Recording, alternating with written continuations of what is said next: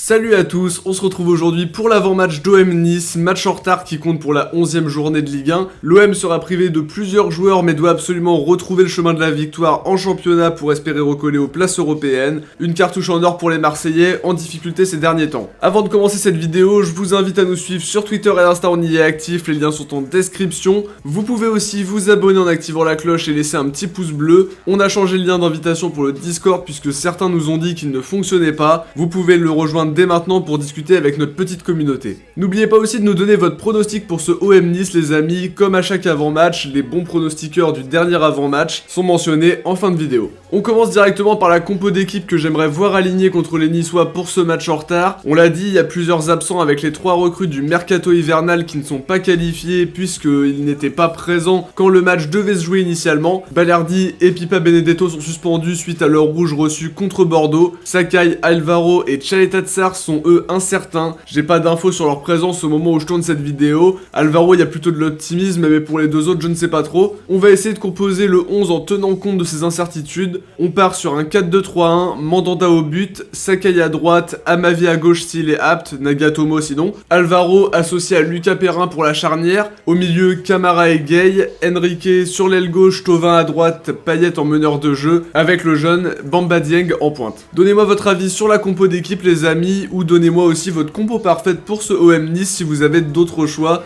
Dites-moi tout ça en commentaire. On va maintenant passer à l'analyse de la dynamique des deux équipes. En ce qui concerne l'OM, depuis le départ d'AVB, une seule défaite depuis l'arrivée de Nasser Larguet sur le banc. C'était contre Paris en championnat. Depuis, le technicien marocain tente de redonner confiance à des joueurs qui ont perdu beaucoup de repères. C'est quand même un petit peu mieux depuis quelques matchs à mon sens, au moins sur l'aspect mental. En même temps, c'était pas difficile, même s'il faut que les joueurs sachent se trouvent dans les espaces, soient capables de décalage et surtout de contre-attaquer rapidement sans perdre le ballon bêtement. Dans l'état d'esprit, à 9 contre 11 à Bordeaux, ça peut créer un déclic puisque c'est un bon résultat. On est à 9 pendant 30 minutes, il y a beaucoup de solidarité. Ça peut vraiment ressouder le groupe comme je le disais dans le débrief, mais on demande aux joueurs de confirmer. J'aimerais aussi voir des joueurs un peu plus frais physiquement qui peuvent apporter tout de suite. J'ai l'impression de voir beaucoup de joueurs à court de forme. Dans ce match, on devrait voir certains choix suite aux absents. C'est peut-être le moment pour Bamba Dieng de montrer des choses sur un match entier. Perrin aussi qui a fait une bonne entrée contre Bordeaux. Si les absences peuvent donner des chances à des joueurs qui ont moins de temps de jeu, ça peut être intéressant. La confiance doit absolument revenir chez les joueurs marseillais qui ont besoin d'un match référence pour relancer cette fin de saison. En ce qui concerne les Niçois, 14e de Ligue 1, sur leur dernier match, il y a une victoire 1-0 à Lens, une défaite contre Saint-Étienne 1-0, une défaite 2-1 à Monaco, une victoire 3-1 à Angers, victoire 3-1 contre Nîmes en Coupe de France, et au dernier match, une plutôt bonne prestation contre le PSG malgré la défaite 2-1. Sur leur dispositif, on peut s'attendre au 4-1-4-1 qu'ils ont utilisé notamment contre Monaco et Paris. Ils peuvent aussi évoluer en 4-3-3. C'est une équipe qui a de très bons joueurs, je pense à Benitez, un gardien que je trouve vraiment excellent. Leur charnière Todibo-Saliba qui est très prometteuse mais qui ne sera pas alignée étant donné qu'il n'était pas présent quand le match devait se jouer à la base. Les joueurs offensifs sont intéressants aussi, Guiri, Maolida, Ronny Lopez, Kasper Dolberg.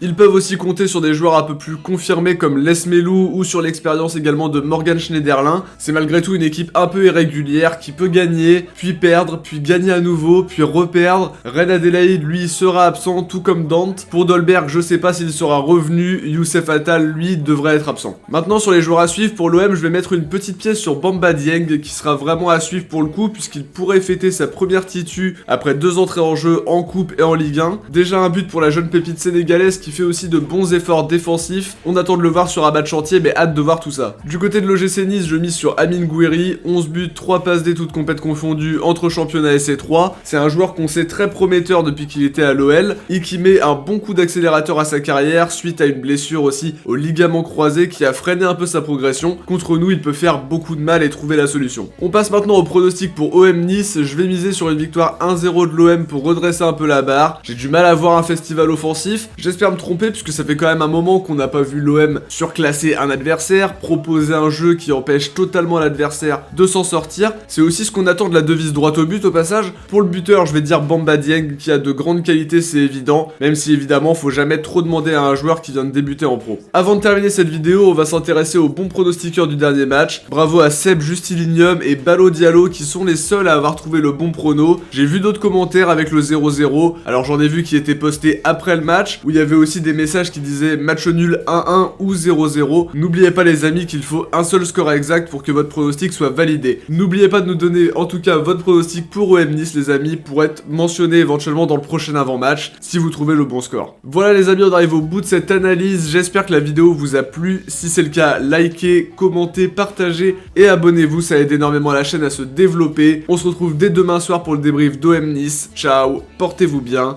et surtout allez l'OM.